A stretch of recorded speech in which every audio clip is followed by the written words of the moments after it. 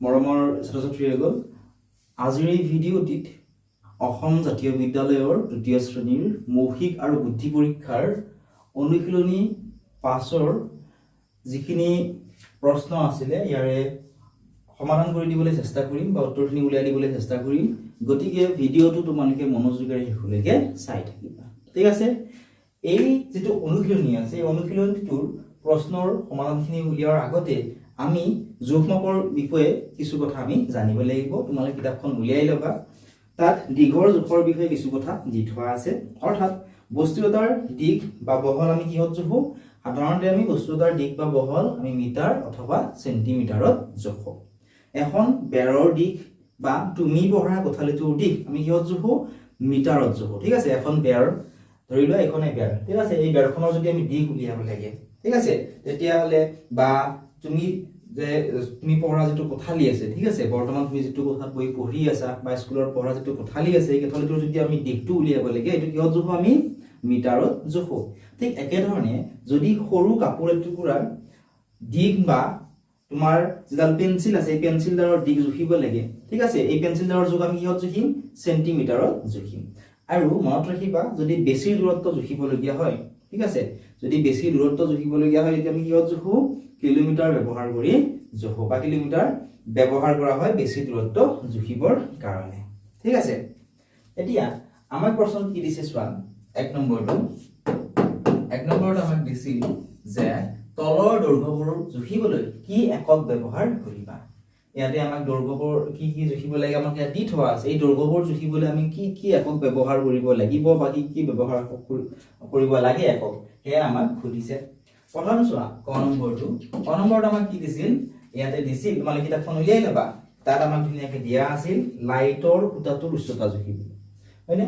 লাইটৰ যেটো খুঁটা, হয়নে, সেই লাইটৰ খুঁটাটোৰ কি হয়? বহুত বেছি দীঘলো নহয়, বহুত বেছি চুটিও নহয়, হয়নে? ইয়াৰ যেটো উচ্চতা এই উচ্চতাটো আমি কিহত জুখিব পাৰো? ইয়াৰ উচ্চতাটো আমি মিটাৰ একক ব্যৱহাৰ কৰি ইয়াৰ উচ্চতাটো আমি বা ইয়াৰ দৈৰ্ঘ্যটো আমি জুখিবলৈ পাৰো। ইয়াত কি লিখিম? আমি মিটাৰ। ঠিক আছে, মিটাৰ। খ নম্বৰটো চোৱা, এডাল জুইশলা কাঠি। এডাল জুইশলা কাঠিডাল কিমান হয়? কিমান মান হ'ব? একেবাৰে চুটি, হয়নে? এই জুইশলা কাঠিডাল যদিহে আমি জুখিব লাগে তেতিয়া আমি কি একক ব্যৱহাৰ কৰিম সুধিছে। ঠিক আছে, জুইশলাৰ যেডাল কাঠি আছে জুইশলাৰ কাঠিডাল জুখিবলৈ আমি কি একক ব্যৱহাৰ কৰিম? যিহেতু চোৱা জুইশলাৰ কাঠিডাল এই লাইটৰ খুঁটাটোৰ উচ্চতাতকৈ কি হয়? একেবাৰে কম হয়, হয়নে? ইমান মান হ'ব। গতিকে আমি কি একক ব্যৱহাৰ কৰিম? যেটো সৰু হয় আমি সেন্টিমিটাৰ, যাক আমি সেমি বুলি লিখিব পাৰো। সেমি। ঠিক আছে, সম্পূৰ্ণ ৰূপটো হৈছে সেন্টিমিটাৰ। অৰ্থাৎ এডাল জুইশলা কাঠি জুখিবলৈ আমি সেন্টিমিটাৰ একক ব্যৱহাৰ কৰিম। একেধৰণে নেক্সট তোমালোকে চোৱা ঘ নম্বৰ আৰু ঙ নম্বৰটো কি দিছে। ইয়াতে আমাক দিছিল যে চোৱা গুৱাহাটী আৰু যোৰাবাটৰ মাজৰ দূৰত্ব। গুৱাহাটী আৰু যোৰাবাটৰ মাজৰ দূৰত্ব, হয়নে? এই গুৱাহাটী আৰু যোৰাবাট হৈছে ঠাইৰ নাম। ঠিক আছে, এই গুৱাহাটী আৰু যোৰাবাটৰ মাজৰ যিটো দূৰত্ব আছে দূৰত্বটো জুখিবলৈ আমি কি একক ব্যৱহাৰ কৰিম? যেহেতু চোৱা গুৱাহাটী আৰু যোৰাবাটৰ মাজত বহুতখিনি দূৰত্ব আছে, গতিকে আমি যেটো অলপ বেছি দূৰত্ব আছে কিলোমিটাৰ একক ব্যৱহাৰ কৰিবলৈ লাগিব। ঠিক আছে, কিলোমিটাৰ। আমি এনেকৈ লিখিব পাৰো কিমি বুলি, কিলোমিটাৰ। ঠিক আছে, এতিয়া চাও আমাৰ গ নম্বৰটো হৈ গ'ল। ঘ নম্বৰত আছিল তুমি লিখা কলমটোৰ দৈৰ্ঘ্য। ঠিক আছে, ধৰি লোৱা এইটো কলম। তোমালোকৰ নিশ্চয় এনেকুৱা ধৰণৰ কলম বা কাঠ পেঞ্চিল আছে, হয়নে? তুমি লিখা কলম বা সেই কাঠ পেঞ্চিলৰ যিটো দৈৰ্ঘ্য আছে এই দৈৰ্ঘ্যটো উলিয়াবলৈ তুমি কি একক ব্যৱহাৰ কৰিবা সুধিছে। গতিকে তোমালোকে ভাবাচোন অলপ সময় তোমালোকে কি একক ব্যৱহাৰ কৰিবা? তুমি লিখা কলমটোৰ দৈৰ্ঘ্য উলিয়াবলৈ কি একক ব্যৱহাৰ কৰিবা? কলমটোৰ দৈৰ্ঘ্য উলিয়াবৰ কাৰণে কি একক ব্যৱহাৰ কৰিবা? যেহেতু চোৱা কলমটোৰ দৈৰ্ঘ্য বেছি নহয়, হয়নে? গতিকে আমি কি একক ব্যৱহাৰ কৰিব পাৰো? সেন্টিমিটাৰ একক ব্যৱহাৰ কৰিব পাৰো। গতিকে ইয়াত কি লিখিম? আমি সেন্টিমিটাৰ লিখিম।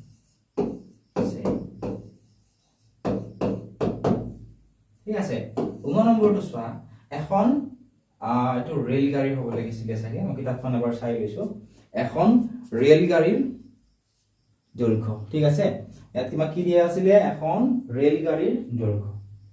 ৰেলগাড়ীৰ দৈৰ্ঘ্যটো উলিয়াবৰ কাৰণে আমি কি একক ব্যৱহাৰ কৰিম এতিয়া চোৱা ৰেলগাড়ীৰ দৈৰ্ঘ্য বুলি ক'লে কিছুমান ৰেলগাড়ী কি বহুত দীঘল থাকে ঠিক আছে বহুত যদি দীঘল হয় তেতিয়াহ'লে সাধাৰণতে আমি যদি বহুত দীঘল থাকে তেতিয়া আমি কিলোমিটাৰ ব্যৱহাৰ কৰিব পাৰো ঠিক আছে কাৰণ কেতিয়াবা দুই এখনৰ ক্ষেত্ৰতহে এইটো হ'ব ঠিক আছে কিন্তু সাধাৰণতে চোৱা ৰেলগাড়ী বিলাক বহুত বেছি যদি দীঘল নহয় গতিকে আমি মিটাৰ একক ব্যৱহাৰ কৰিব পাৰো ঠিক আছে মিটাৰ লিখি দিছো কিন্তু কেতিয়াবা দুই এখন যেটো ৰেলগাড়ীৰ দৈৰ্ঘ্য বহুত দীঘল থাকে ঠিক আছে গতিকে ঠাই বিশেষে বহুত দীঘল থাকে গতিকে ইয়াত তোমালোকে কিলোমিটাৰ লিখিব নালাগে মিটাৰ এককটোৱে লিখিবা এতিয়া নেক্সট চাবা তোমালোকে প্ৰথম 6 নম্বৰত কি দিছে চোৱা প্ৰথম 6 নম্বৰত দিছিল চেন্নাই আৰু দিল্লীৰ মাজৰ দূৰত্ব চেন্নাই আৰু দিল্লীৰ মাজত বহুতখিনি দূৰত্ব আছে গতিকে আমি কি একক ব্যৱহাৰ কৰিম আমি কিলোমিটাৰ একক ব্যৱহাৰ কৰিম চেন্নাই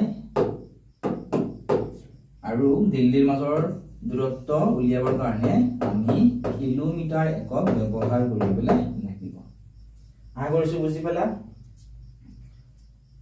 অৰ্থাৎ তোমালোকে ইয়াৰ পৰা কি গম পালা যে একেবাৰে সৰু দৈৰ্ঘ্য লিখিব লাগে তেতিয়া আমি কি একক ব্যৱহাৰ কৰিম সেন্টিমিটাৰ ঠিক আছে তাতকৈ যদি আৰু অলপমান বেছি দৈৰ্ঘ্য থকা ঠিক আছে বা উচ্চতা থকা যদি আমি লিখিব লাগে তেতিয়াহ'লে আমি কি ব্যৱহাৰ কৰিম তেতিয়াহ'লে আমি মিটাৰ একক ব্যৱহাৰ কৰিম তাতকৈ যদি বহুত দূৰত্ব থাকে তেতিয়াহ'লে আমি কিলোমিটাৰ একক ব্যৱহাৰ কৰিম এতিয়া নেক্সট চাবা 2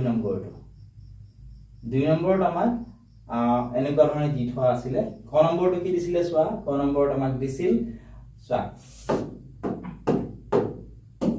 2 মিটাৰ 30 সেন্টিমিটাৰত 10 সেন্টিমিটাৰ অৰ্থাৎ আমাক সুধিছে যে 2 মিটাৰ আৰু 30 সেন্টিমিটাৰত কিমান মিটাৰ হ'ব ঠিক আছে 2 মিটাৰ আৰু 30 সেন্টিমিটাৰত কিমান মিটাৰ হ'ব আমি কেনেকৈ উলিয়াব পাৰিম এতিয়া চোৱা ইয়াতে এককটো কি দিয়া সেন্টিমিটাৰত ইয়াতে আমাক সেন্টিমিটাৰতে উলিয়াব দিছে ইয়াতে এটা একক দিয়া আছে মিটাৰত গতিকে যেটো মিটাৰত দি থোৱা আছে এটো মিটাৰ থকাটো সেন্টিমিটাৰলৈ লৈ গলেই হ'ল আৰু এইটো সেন্টিমিটাৰতে আছে গতিকে এইটো কোনো ধৰণৰ চেঞ্জ কৰিব নালাগে অৰ্থাৎ দুইটো মিটাৰত আছে দুইটো সেন্টিমিটাৰলৈ লৈ গলেই হ'ল আৰু 30 টো যেটো সেন্টিমিটাৰত আছে 30 টোৰ কোনো ধৰণৰ চেঞ্জ কৰাৰ প্ৰয়োজন নাই তোমালোকে যদি পৃষ্ঠা নম্বৰ 16 উলিয়াইছোৱা তাত দীঘৰ আৰ্যা এখন দি থোৱা আছে তাত ধুনিয়াকে লিখি থোৱা আছে যে 10 মিলিমিটাৰত 1 সেন্টিমিটাৰ 10 সেন্টিমিটাৰত 1 ডেসিমিটাৰ 10 ডেসিমিটাৰত 1 মিটাৰ 10 মিটাৰত 1 ডেকামিটাৰ 10 ডেকামিটাৰত 1 হেক্টোমিটাৰ 10 হেক্টোমিটাৰত 1 কিলোমিটাৰ আৰু 100 সেন্টিমিটাৰ হৈছে 1 মিটাৰ 1000 মিটাৰ হৈছে 1 কিলোমিটাৰ গতিকে চোৱা যেহেতু আমি জানো যে 1 মিটাৰত কিমান হয় 100 সেন্টিমিটাৰ আৰু ইয়াত মিটাৰত দিয়া আছে আমি কিহত নিব লাগিব সেন্টিমিটাৰত নিব লাগিব 1 মিটাৰত যদি 100 সেন্টিমিটাৰ হয় 2 মিটাৰত কিমান সেন্টিমিটাৰ হ'ব কেনেকৈ উলিয়াম আমি 1 ৰে 2 পূৰণ কৰি দিম 2 ৰ 0 পূৰণ কৰিলে কিমান হ'ব 0 কাৰণ যিকোনো সংখ্যাক যেতিয়া আমি 0 ৰে পূৰণ কৰো সেই সংখ্যাৰ পূৰণফল সদায় 0 হ'ব এই দুটোৰ 0 পূৰণ কৰিলে 0 হ'ব 2 গুণ হৈ গ'ল 2 অৰ্থাৎ এই যেটো 2 মিটাৰ আছিল এই 2 মিটাৰ মানে আমি কিমান পালো 200 সেন্টিমিটাৰ পালো এতিয়া যোৱা ইয়াতো 30 সেন্টিমিটাৰটো অলৰেডি সেন্টিমিটাৰতে আছে হয় গতিকে এইটো কোনো ধৰণৰ চেঞ্জ কৰাৰ প্ৰয়োজন নাই এই 2 মিটাৰ অৰ্থাৎ 200 সেন্টিমিটাৰৰ লগত এই 30 সেন্টিমিটাৰটো আমি যোগ কৰি দিলে ইয়াৰ আনসাৰটো পাই যাম অৰ্থাৎ চোৱা 200 যোগ 30 কিমান হ'ব চোৱা 0 লগত 0 যোগ কৰিলে 0 3 লগত 0 যোগ কৰিলে 3 ইয়াতে হৈ গ'ল 2 অৰ্থাৎ 2 মিটাৰ হৈছে 200 সেন্টিমিটাৰ 30 আৰু 30 সেন্টিমিটাৰ যোগ কৰিলে হৈ গ'ল 230 সেন্টিমিটাৰ এটো হৈছে আনসাৰ ঠিক আছে তোমালোকে হয়তো অলপমান টান পাব পৰা তোমালোকে অলপমান বেছিকে পঢ়িবা ঠিক আছে যেটো বস্তু তোমালোকে টান পোৱা ৰিপিট কৰি চাবা 4-5 বাৰ চাবা তাৰ পিছত যদি কিবা তোমালোকৰ বুজি নোপোৱা থাকে আমাক জনাবলে নাপাহৰিবা আমি আকৌ ভালদৰে বুজাই দিবলৈ চেষ্টা কৰিম চোৱা ক নম্বৰটো 9 মিটাৰ 45 সেন্টিমিটাৰ 9 মিটাৰ 45 সেন্টিমিটাৰত কিমান সেন্টিমিটাৰ হ'ব আমাক উলিয়াবলৈ কৈছে চোৱা 9 মিটাৰ 45 সেন্টিমিটাৰ এতিয়া চাবা 1 মিটাৰত কিমান হয় 1 মিটাৰত হৈছে তোমালোকৰ ওপৰত লিখি দিছো তোমালোকে এখিনি লিখি ল'ব পাৰিবা কিতাপখনতো দি থোৱা আছে 1 মিটাৰ মানে 1 মিটাৰত হৈছে 100 সেন্টিমিটাৰ এটো মনত ৰাখিবা 1 মিটাৰত 100 সেন্টিমিটাৰ ঠিক আছে যেহেতু আমি জানো 1 মিটাৰত 100 সেন্টিমিটাৰ গতিকে 9 মিটাৰত কিমান সেন্টিমিটাৰ হ'ব কেনেকৈ উলিয়াম এই 100ৰে আমি 9ক পূৰণ কৰি দিম 100ৰে 9 পূৰণ কৰিলে আমি জানো কিমান হ'ব 900 হ'ব তথাপি পূৰণটো কৰি দিছো মানকে চাবা 9ৰ লগত যদি আমি 0 পূৰণ কৰো কিমান পাম যিকোনো সংখ্যাৰ লগত 0 পূৰণ কৰিলে 0ই পোৱা যায় অৰ্থাৎ 0ক যিকোনো সংখ্যাৰ লগত পূৰণ কৰিলে সেই সংখ্যাৰ পূৰণফল সদায় 0ই হয় 9ৰ লগত এই 0টো পূৰণ কৰিলে 0 9 গুণ 9 অৰ্থাৎ এই যেটো 9 মিটাৰ আছিল এই 9 মিটাৰটোক সেন্টিমিটাৰত নিবৰ কাৰণে 100ৰে আমি পূৰণ কৰি দিলো পূৰণ কৰোতে আমি 900 সেন্টিমিটাৰ পালো ইয়াত চোৱা অলৰেডি 45 সেন্টিমিটাৰত আছে এই 45 টো আমি যোগ কৰি দিলে হৈ গ'ল 9ৰ লগত 45 যোগ কৰিলে কিমান পাম চোৱা 5ৰ লগত 0 যোগ কৰিলে কিমান হ'ব